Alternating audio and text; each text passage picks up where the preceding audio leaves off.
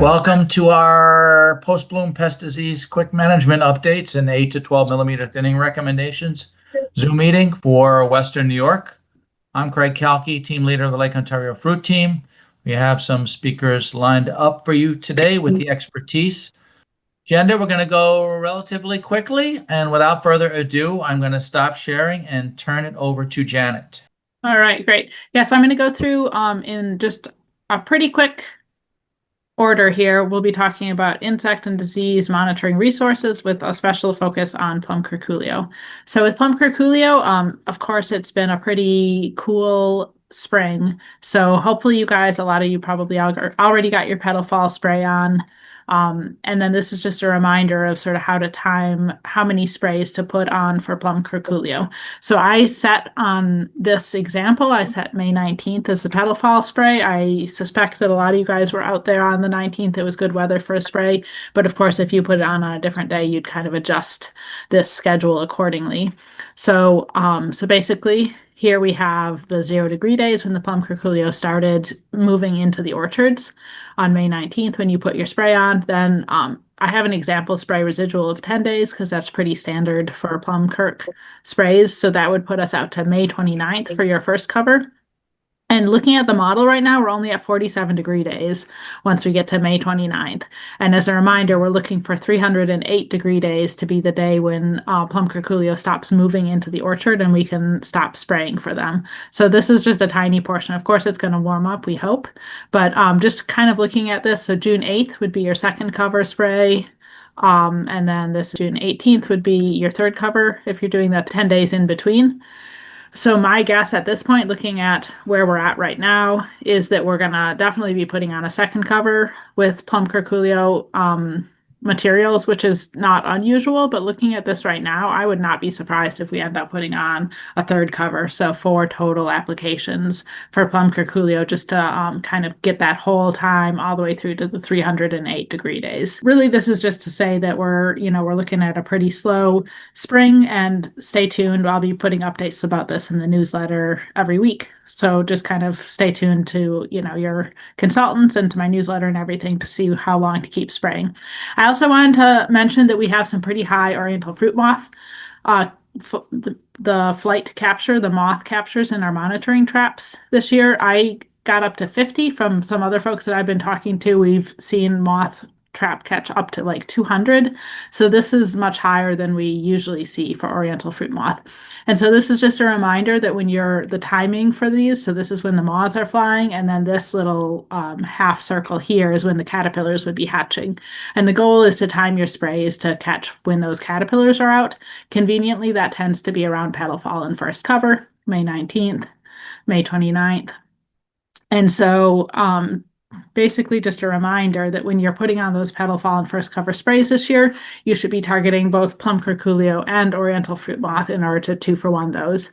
And some of the products that work really, really well for both Plum Curc and OFM would be Assail, which you would reapply after about 12 days, Avant or Avant Evo, which you'd reapply after about 10 days. Exirel is also 10 days. Vertiprin, you could reapply after 14 days, and then Imidan is 10 to 14 days. There's some other options. I tend to stay away from the premixes just because unless you specifically need both those chemistries in there for something specific, it seems like, just go ahead and use the product that you're really looking for. But if you have a particular reason that you want one of those premixes, I didn't include those in this list, but they would be found in the recommends.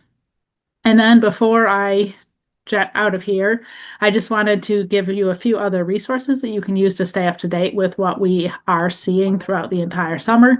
So we really do have a lot of resources available for you. Anna Wallace has been putting together this tree fruit pest monitoring network.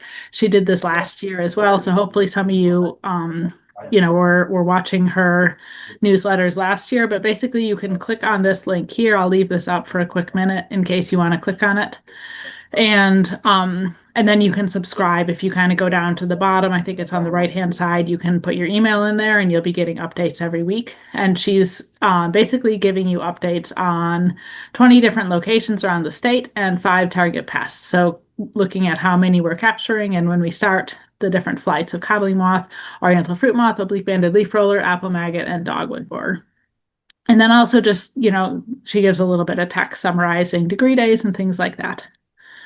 Along with that, Kerik also has a disease forecasting blog, and he uploads videos every week onto there. I don't know if he'll be talking about that a little bit more in a minute here when he takes over, but I just wanted to say that you can go to this link here, go ahead and click on that if you would want to while I'm still on this slide.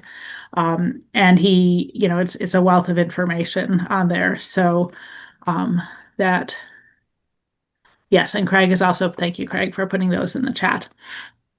So this is another great one to kind of keep an eye on throughout the season. And then also wanted to, we've been saying for a while now that Art Agnello's Scaffolds newsletter is now in podcast form with Monique Rivera. And then she's also working together with Kerik Cox and Anna Wallace. So if you go to the link here, then you can listen to the Scaffolds episodes. And she actually 2 weeks ago on May 12th had an episode where they were talking about Plum Curculio. So if you're interested in learning more about management of Plum Curculio, you can find that in the Scaffolds podcast, along with a ton of other information. And then finally, just a reminder that we have these Twilight meetings. This is Anna Wallace, Anya Stansel, and I have been doing these for the past few years. We have one coming up next week, exactly a week from today, at Herd Orchard in Holly, New York. And that will be, basically it's from 7 to 8:30, but we recommend that you arrive a little bit early by 6:45 in order to sign in for DEC credits and have some snacks and pizza. And so we hope that you'll join us there next week. We also have hopefully two others this year on June 26th in Ithaca, and then we will hopefully have one in July in Rochester, although that one's a little bit up in the air still, so stay tuned for more details about that. And that's that. Turning this over to Kerik, will be giving us a quick update about disease management. Okay, I'm gonna unmute myself. What does it look like for fire blight? Not that much has changed since the forecast I gave on Sunday. If anything, it looks like with this cold, wet weather, is gonna make fire blight. I mean, I show Appleton here, but looking around the state, everything is zeroed out. I think we're gonna move into this Memorial Day without a massive fire blight massacre, if you will. Should make things pretty good. However, scab looks like this throughout the entire Western New York, and Eastern New York doesn't look that much better, where we're just in this longest than ever period of apple scab infection. The ascospores are done, but for the most part, it's the fungus is going to just rain vengeance on all of our orchards. And even though it says it ends here on the 24th, we need that rain to just stop and the cold weather to just stop. Well, you can see this temperature, leaf wetness hours is perfect for apple scab, and it's going to make things tricky, and we need to take extra caution when we go into the sprays for thinning. I'm going to switch these display screens so you see the right one. And you're going in, we're in this time period where in the beginning of all my predictions, I say, don't use any single site fungicide, save them for later. This is now the later that we have, and we'll talk some briefly about the types of stuff that you want to do. But right now, these are the things that need to go in there. And these materials are just good on scab, good on powdery. If you're up along the lake, Flint Extra is still one of my number one. The trifloxystrobin is my number one call for powdery mildew. If you need a group 7, I like the Tesseris, or if you can get in there with that Luna Sensation Maravon, that's going to wreak havoc on all the diseases that are going to be infecting during these wet petal falls. Weird things like moldy cork can even occur during petal fall. Where's the remote control? I'm going to mute them. Pop it. Yep. Yeah, can even start to show up now if we have these wet petal fall regions. The other thing that gets kind of tricky is all the other nonsense will show up as well. The apple blotch, Marsanina, fly speck, sooty blotch inoculum, and all the rots start latently now. So we got to hit them hard. I think we got to scratch Cap 10 out of this. With the thinning sprays that Terence is going to be recommending in the coming weeks, this cold, wet weather and Cap 10, don't put them together. Stick with the mancozeb if you have to have a protectant, or for goodness sakes, use one of the biopesticides. Biopesticides are nice because they'll do double duty with any fire blight that's out there. The mancozeb won't do much for fire blight, but if you were to throw in EcoSwing, Stargus, or Double Nickel, if something were to escape or if you had some moves, it'll beat that down as well. So I'm really loving, if you got mildew, if you got rust, go Sevia. Axios, you could still wait a little bit if you haven't used them all up. I think you only get 2. The group 7s, all of these are pretty solid example choices. If you're rolling like, I'm not going to do single sites, I'm going full organic type materials, I'm going to suggest the Howler and the Oso. These things are natural versions of real hardcore fungicides in this type of weather. As we move into drier weather next week, if you're feeling biopesticide, any of the liquid products are quite nice. Where are we with fire blight? We're at the part of the time where if growth gets out of control and it warms up, you'll want to do the ProHex. 6 ounces per 100 if you want to do it by itself, or if you've tried that 2-in-1, 2 ounces of ProHex, 1 ounce of ASM or Actigard. If you've done that at pink, go petal fallen 14 days later. If trees are getting out of control with nutrition, should be fine. The type of weather that allows your thinners to work will be the same type of weather that allows this PGR to do its job as well. But be careful with stuff. If you have to prune, I know hopefully no one will see fire blight. Pick a cold, dry day. We've had cold days, not dry days. And if you do, cut back into 12 inches into last year's growth. Don't find the first part of the junction in last year's growth. Cut 12 inches back into that. That seems to be good. High density plantings don't like to be pruned at all. That fire blight will race through them like a child on a water sled at a water park. Poof, it'll go in there after a couple of days, particularly if they're moving fast. If things are slow, be all right. If you get to the scaffold, cut it out and just replant. You're better off than trying to retrain that thing. You can rescue older crops. You're going to really want to crank that rate up. Wait 5 days for the PGR to take effect, or make sure it's hot weather so that it's really stunting it, and then you'll prune and probably have to do it again because the pruning will stimulate the growth. We just want to mention rust. It only comes one time a year. It might be coming out now. I don't think we have a lot of problems with it, but if you do, it can wreck the fruit at this stage that we're dealing with. What is the best way to beat rust in the world? DMI fungicides. They're used for the row crops and the field crops, and now they get registered for our specialty crops and will annihilate rust. There's not a lot of resistance to this if you have it. It doesn't often matter the type of rust. It's a different class of fungi that's really different from scab and all the other nonsense, and it just gets destroyed by DMI fungicides. What is also quite nice is mancozeb. If you have access to it, even just mancozeb alone with the other single sites is almost enough to beat rust. You put it with the DMI, you'll probably never see rust again. This only infects one time. Sometime between tight cluster and second cover is the optimal time to avoid that and avoid that loss of that 10 to 15 millimeter fruit. Usually in worst, if you don't have any cedar, you're probably fine. The only other thing I want to mention really quick is I want to skip the powdery mildew. And a lot of people were worried about it 2 to 3 weeks ago. I've just now started seeing it in our orchards.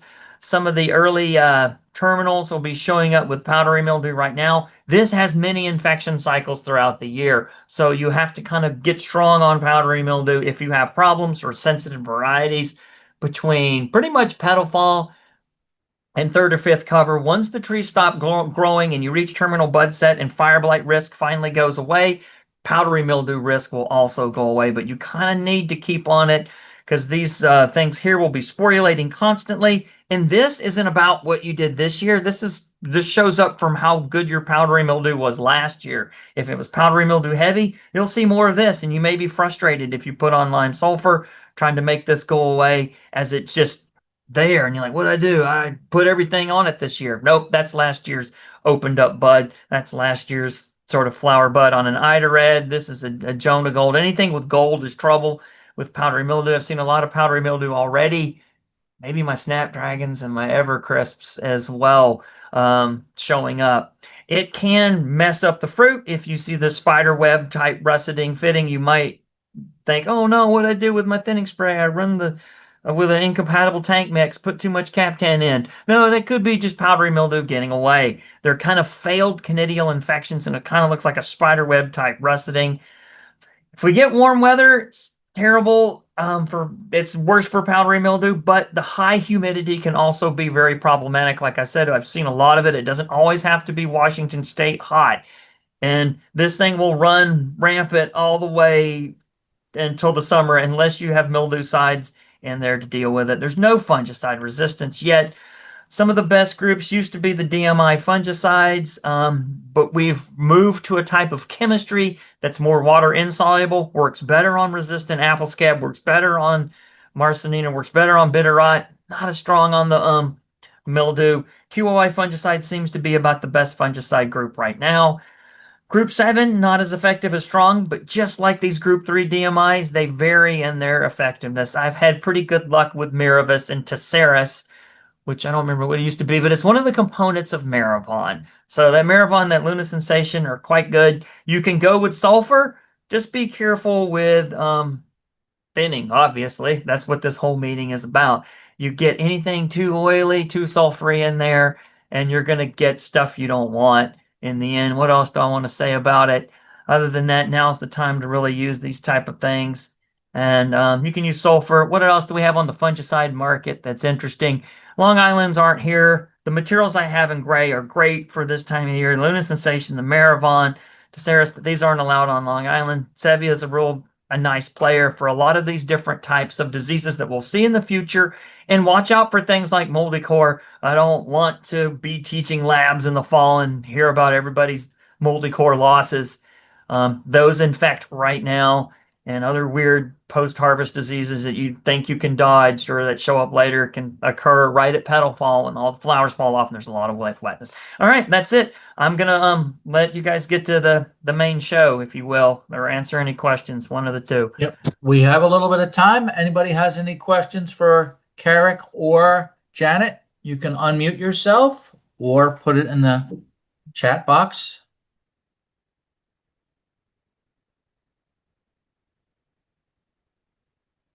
Going once. Going twice. Anyone? Good. We're off the hook. Guess you covered everything. Thank you, Kerik. Thanks, Kerik. All right. Janet. Without further ado, Dr. Terence Robinson with the thinning recommendations. I think you should be able to share now, Terence.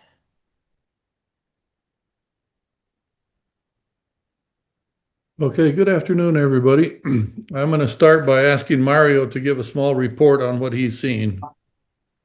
Good afternoon. I had the opportunity to visit late site in morning, and I visited the same sites than last Thursday in Wayne County. Only in Wayne County. I didn't go in the morning for Orleans County. And I noted that the fruit grew despite the low temperature that we had this week. I was surprised that I measured 1.5, 1 millimeter, almost 2 millimeter in some cases of growth in a week. So I was expecting less growth, but the fruit grew in the section of Alton, Williamson, Sodas. Those are there that I visited this morning. Terence. Okay, thank you, Mario. Let's move on then, and we'll start to talk about the options for this thinning window. So I first want to just give you my impressions of what's happening and what's happened. We should have already got some blossom thinner on, and we should have got some petal fall spray on. The petal fall window was complicated and was not good because of cold temperatures. And so there may be some of you that did nothing. I hope everybody did something. But on the good side, we haven't had any frost this year, but we had the struggle of poor bee flight on more inland sites during the early bloom. But in the more lake sites, we had pretty good days of good bee flight, and certainly in all areas of Western New York in the latter part of bloom, we had some really good days. Mostly what I've seen is relatively good fruit set. And so that would imply that we've got a substantial job to do with thinning. Unfortunately, at the petal fall window, we had the meeting a week ago. Thursday we had the meeting, but Thursday, Friday, and Saturday were somewhat decent in terms of temperatures, but not that great in terms of wind and rain. And so not many people got anything on. And then this whole week has just been terrible with very poor conditions and a significant carbohydrate surplus. And so any thinners you put on this week likely will give very little thinning. I had hoped that the next window, the 10 to 13 millimeter, would be 100% better. It will be better, but it's still not going to be great. And we're still looking at a carbohydrate surplus. And it's probably going to result in only moderate thinning, but we need aggressive thinning. And so we're kind of stuck this year with a series of weather periods right when we need to do thinning that are not the best for thinning. I'm going to show the two carbohydrate balances, one for Wayne County. I picked the Cherry Lawn weather station, calling that the SOTUS area. And if you look at the graph on the top, we've had a surplus right around bloom, but then the few days, the later part of bloom, when it turned nice and we had good bee flight, we had a pretty decent deficit of somewhere around minus 40 grams on a 6-day average.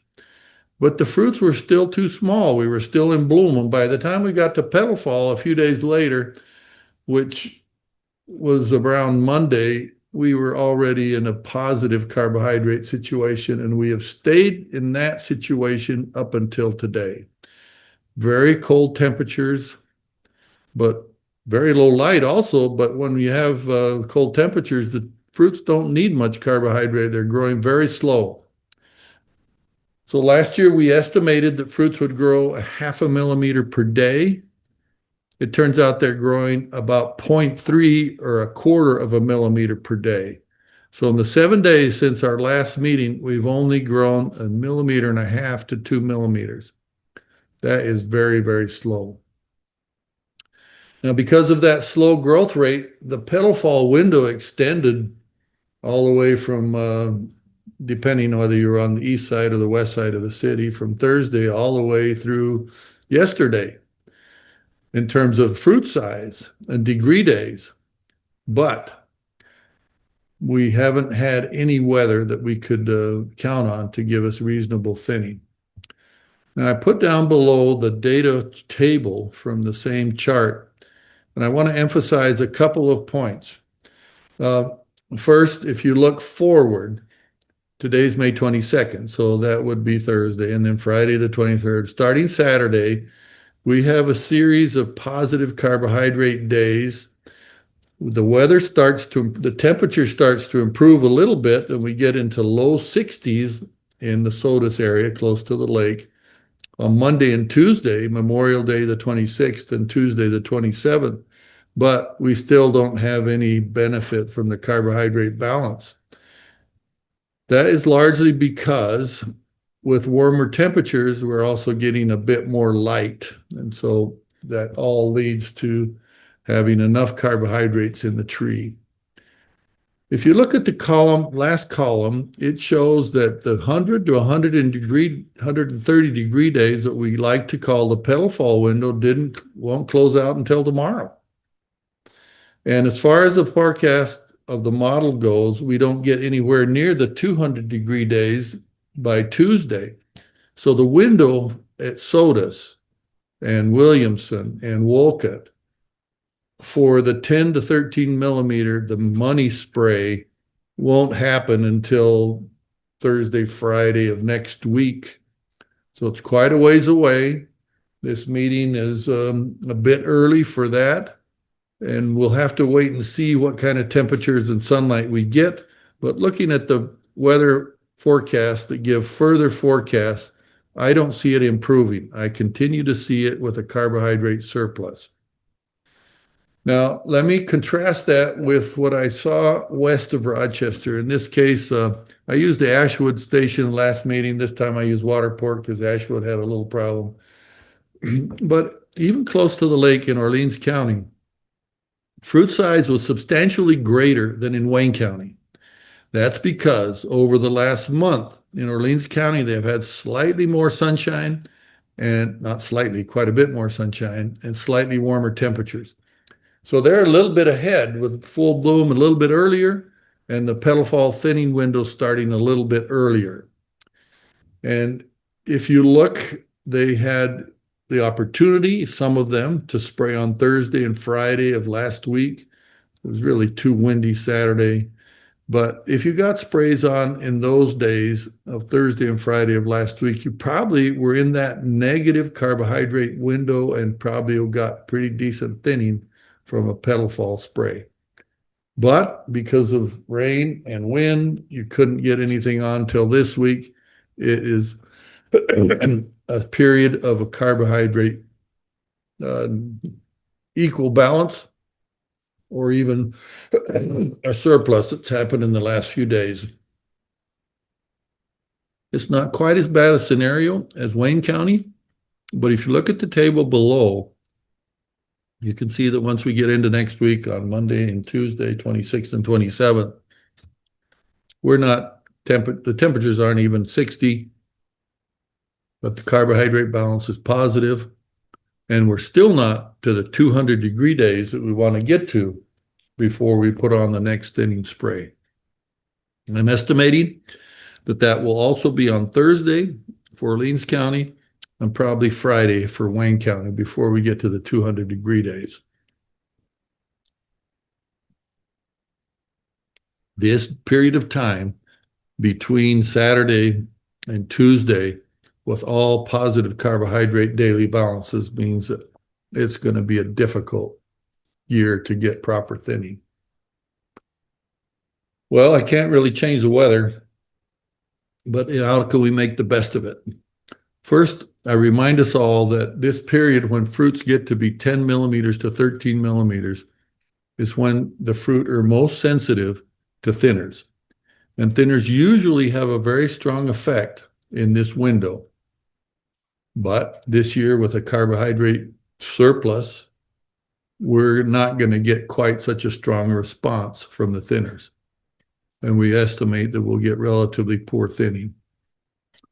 But the carbohydrate balance can help us in a way that helps us both think about increased rates and timing of the sprays. So I put the little caution in there, which isn't applicable this year. If we ever get deficits less than -50, don't spray. But this year, the carbohydrate model will likely tell you to increase rates by 30%. That will be very helpful this year and help accomplish the thinning we need. And then as far as timing, we're going to wait it out all early next week. You have a Memorial Day off. Near the end of next week is when we'll have to look at putting thinners on the orchards in the lake region, both west and east of the city. Now, what are your chemical thinning options at this timing? At this timing, we're mostly looking at combinations of either NA and carbaryl, BA and carbaryl, BA and NA, or Maxell and Exceed, which also works well at this timing. Now, I put 6 varieties up here just to sort of put us on the same footing. Gala is the variety that typically is hard to thin, and we almost never thin it properly. And this year, it will be worse. Therefore, you need to use the full rate of Maxell on Gala, which is 64 ounces tree row volume dilute. But this year, I'm suggesting you put 2 pints of carbaryl in that tank, even if you're thinning late next week, because I don't believe the temperatures will be above the low 60s. Or the high 60s and low 70s is the best we can look for. For Honeycrisp, if you have an on-year block, then what I like is the 3-ounce rate of NAA with, again, 2 pints of 7. Now, I'll pause here and tell you that if the model tells you to increase rates by 30%, that essentially raises that to a 4-ounce rate of NAA. And we'll go through the calculation of how much that means in the tank in the next slide. For Macintosh, which is easier to thin, I like the 2-ounce rate, tree row volume dilute, but again, the 2 pints of 7. Empire responds very well to Maxell at the high rate if you've got a strong set on Empire. Look for the Kings on Empire. Often there was king damage in the late winter, early spring. If the Kings are there, this high rate does a great job. The same with Spur Type Delicious, the high rate Where's Kite White Well with the 2 pints of 7. And Fuji is one that we don't want to put any NA on, just strictly a Maxell based program. Add to that one. We got a little deeper to that before I screwed that up. Makes mark. So let me just run through this example again, just so we're all on the same page. With PGRs, you absolutely have to get the right amount on the leaf because the response depends on the micrograms of the product that gets absorbed by the leaf.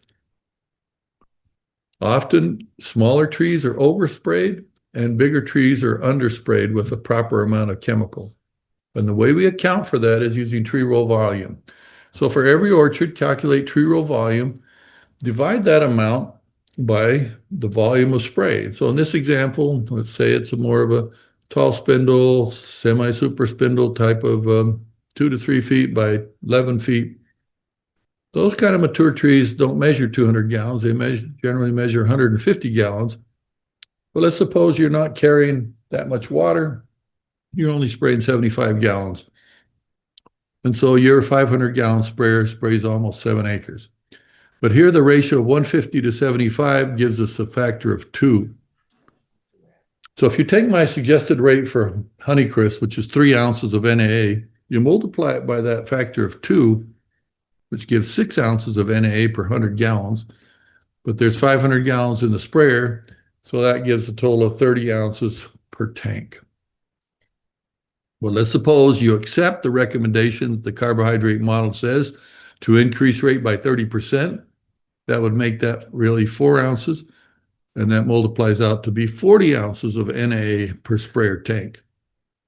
But I want you to try to think about that range, somewhere between 30 if you're very conservative, or 40 if you really need the thinning, is the range of NA that's going to go in each sprayer tank. Now, the Maxell example is a lot more Maxell because it just takes more Maxell to get the rates. The 64 ounces of Maxell multiplied by the concentration factor of 2 means 128 ounces or a full gallon of Maxell. By 5 for the 500 gallons in your sprayer, that's 5 gallons of Maxell. Now, if you accept the suggestion to increase rates by 30%, that'll increase it another 1.5 gallons. So you're going to be dumping lots of gallons in one tank, 6.5 gallons. So that's kind of the range for a gala that you're going to be thinking about, between 5 gallons in a spray tank and 6.5 gallons in a spray tank. But that's all based upon this tree row volume versus the amount you spray concentration factor of 2. There's some of you that spray much less water than 75 gallons, and then you've got a different concentration factor, and the amount you put in the tank ends up being a lot more. But I really like this kind of a concentration factor of 2, and that gives me, in my mind, a range to suggest to you on Maxell between 5 gallons and 6.5 gallons that go on a sprayer, and NAA between 30 and 40 ounces that goes in a sprayer. Now, this year I'm suggesting 2 pints of Carbro, recognizing that the second pint is not soluble and really doesn't give us thinning unless we get re-wetting. But the weather pattern we're in, with continual kinds of little raindrops landing on the trees, I expect will give us re-wetting this year and will help. Leave it there for now. So the example about how much 7 I would put in the tank, 2 pints of 7 per 100. I don't use a concentration factor here because of the solubility problem, but we multiply it by the 5 hundreds in a sprayer. That gives us 10 pints per spray tank, or 1.5 gallons of 7 in each spray tank.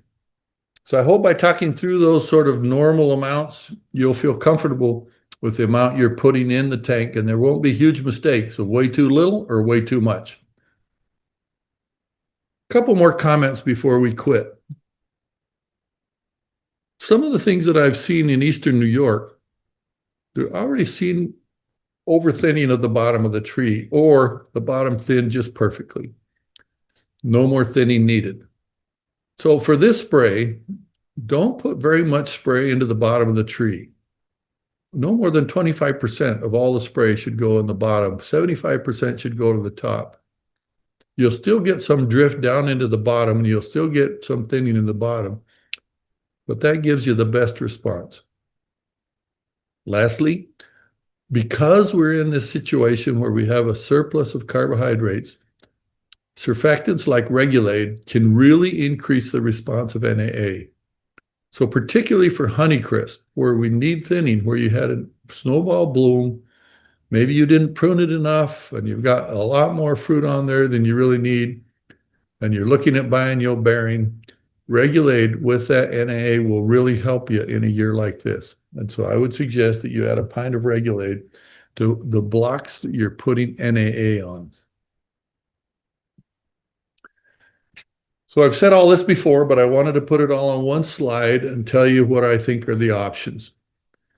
So first, based upon the weather and the forecast, the optimum time is likely, because I can't see that far forward yet on the model, start, Friday in Sodas through Tuesday, June 3rd, but in Waterport starting one day earlier on Thursday.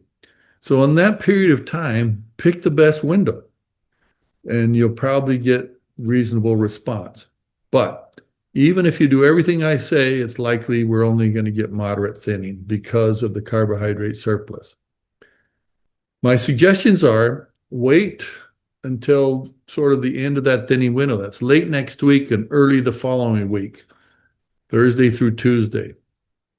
At best, the high temperatures will be in the upper 60s and low 70s. We're not looking at any 80-degree weather would really give us the thinning we need. Those temperatures, and also the nighttime temperatures, are not going to be in the 60s, which would also give us good thinning. But with that kind of condition, we hopefully will get good thinning, but it's not going to be aggressive like I wish we could get with a good fruit set that I've seen. It thus suggests you use full rates of NA and Maxell, add 2 pints of 7 to the mix, and add a pint of Regulate to your spray tank. Now, just a comment that the years when we have this side of a situation, Gala never thins down well. And every time this happens, we end up with a tremendous hand thinning job. I hope that what I've suggested will help us not have such a hand thinning job. This spray is essential. And if we can't get it temperatures in the 70s, it probably won't work as well as I'm hoping. Other varieties, this spray is really important, but not quite as essential as it is with Gala. Maybe with the exception, I should have put Honeycrisp in essential, because if you've got too many flowers on the tree, you've already set yourself up for biennial bearing, and this spray would be critical to reducing the number of fruitlets down close to the target number. I'll end with just a reminder. It's still 2 weeks away before we start the return bloom, or maybe more than 2 weeks if we stay with cool temperature. It might be 3 weeks before we get fruits up to the 16, 17, 18 millimeters. But once we get into that stage, start this series of 4 ethereal sprays every week. Could be every 10 days if you want. You can mix it in with your insecticide and fungicide. A half dose at the first one when fruits are still relatively small, smaller than 20 millimeters. But after that, a full pint of ethereal for each of the weeks for the whole month of June, with the last one either on the last part of June or first few days of July before the 4th of July. I don't think we're going to have another thinning webinar before then. And Mario, I'm sure, will put this reminder in the newsletter when it's time to start, but I wanted just to give it now. So with that, I'll stop. Thank you for your attention, and I'd be happy to answer any questions or discuss it further. A couple comments. Inland sites, Terence, maybe a day sooner on everything. Yes. I looked at Medina and it didn't look much better. So I wish that I had the data comparison between Medina, but I do have the comparison between Geneva and Soda. It's not all that different. The dang Geneva fruits haven't grown.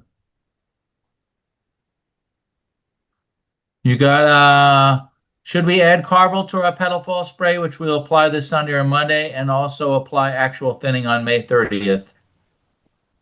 Okay, if you're going to put a carbaryl spray on this weekend and you're still going to call it a pedal fall spray, I would absolutely put 2 pints of carbaryl in it. It's still not going to be a great weather window. We're at this carbohydrate surplus. Then if you come back, I would say not on the 30th, on the 1st of June, let's say, I would put carbaryl in it again. ACC as a rescue thinner, and how does it compare to ethyl? So those are 2 questions. Especially for, return bloom efficacy. Yeah, let me first, with return bloom, it's worked equally well as ethyl. So that's actually the thing we have been comparing. 4 sprays of ethyl starting at 16 millimeters versus 4 sprays of Exceed versus 4 sprays of NAA. And the Exceed and the ethyl have worked equally well. It's just a more expensive product, but it works. Now, the second question is how to use Exceed for a rescue program. We're going to write an article because I don't really think we're going to do another webinar unless you guys arm twist me. But it works well as a rescue program at 16 to 18 millimeters with this caveat. Now, I don't know which valent rep is on, but every time I say this, they're wishing I would just shut my mouth. We have not been able to make Exceed work very well by itself. Maybe I'm doing something wrong, but the only way I've gotten it to work well is mixing it with Maxell. Now, it has worked well for me at pedal fall. It's worked well for me now. So Maxell and Exceed will work now, but it's also one of the few things that has worked at 16, 17, 18 millimeters. So I sent Craig or Mario, I can't remember, the rates that I would suggest. I'll just repeat them verbally here. If you get in the position where it's 16, 17, 18 millimeters on Gala, you just have way too many fruit, I would put on another shot of Maxell at 64 ounces to euro volume, which is essentially a gallon to the acre, or 5 gallons in a spray tank, and 13.5 ounces of Exceed per 100 tree row volume using the same calculation with the concentration factor to get the amount that goes in a spray tank. Now, Exceed is not a liquid, so those ounces are pound ounces. And so it's 13.5 ounces is what I would suggest. Will NAA work better than Maxell at temperatures under 70? So I want to answer that with 2 answers. I gave this same presentation in Eastern New York, and I got the same question. It depends on the size of the fruits. If you're spraying Maxell at pedal fall with 5, 6 millimeter fruits, yes, it will not work in the 60s very well. But once we get to the sweet spot of fruit sizes 10, 11, and 12, and 13 millimeters, Maxell does work even down to 65. So if we end up with high 60s and low 70s, I would still prefer that over NAA for Gala because it will work because the fruits are so much more susceptible at that sweet spot window between 10 and 13 millimeters. How about NAA instead of Maxell for Snapdragon?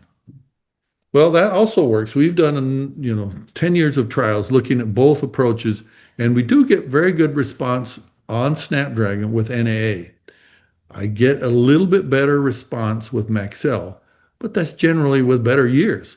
So on a bad year, I think the NAA and 7 would work just as well on Snapdragon. What's your base rate? 3 ounces or 4 ounces? 3 ounces. And then it could be adjusted to 4 if you're with the 30% extra, you would adjust it up. Any issues with 7 and Regulate together? No issues. So first, let me comment that 7 XLR already has a surfactant in it. And so over the years, I've tried to get the answer out of the company. It's a trade secret, but my good friend Peter Jentsch finally figured out, he thinks that it has soybean oil as a surfactant. But that oil in the 7 XLR helps us a ton. But Regulate also will help. If you use 7.4L, it does not come with the same surfactant, and Regulate will help a ton there, but no issues of compatibility. Thank you. A note from Mark Russell. The seed measuring cups are not accurate. Products should be weighed on a scale per valent. I would agree with that because with insecticides, you can get away with murder. just with these little measuring cups. But for PGRs, weigh them, if they're not liquids, weigh them out. John Iverson says it's the case with all dry products. Weigh for accuracy. But I'd say for insecticides, who cares? Fungicides, who cares? Any other questions, folks? I'm thinking at the very least, we can reevaluate middle of next week. And if we can't do a webinar, we can put out some recommendations Craig, through our enrollees and fruit facts and things. Craig, Yes, Jim. yes, and Terence, the recent 7 XLR label I looked at has a 14-day interval requirement on its use. For reentry? No, not reentry, intervals applications. Oh, yeah. Reapplication. I hadn't picked that up, Jim. That's interesting. So if we sprayed 7 XLR today or tomorrow, we couldn't reuse it for 14 days. But do you think that applies to switching to the 4L? On the Carbaryl 4L label, it says the same thing. Oh, it does? Okay, I guess we're Dang it. either way. Well, that's really difficult because I hadn't realized they were putting that in there, because almost all of our thinning is based on a spray every week, and every one of them has Carbaryl in it. Good news is we might have 14 days between petal fall and 12 millimeter this year. This year's True. the cold temperatures. To grow at 0.3 millimeters a day, it's just craziness, but I guess it makes sense. Greatly appreciated, Terence. You're welcome, guys. I wish it was better news. It's the joys of apple growing in New York. For sure. If other folks are asking you growers and things, we will post this on our YouTube channel as soon as we can. It'll probably be sometime tomorrow, and we'll put it out in our email LOF announcements or email blasts. All right, folks, we're going to wrap it up. Thank you all again for joining.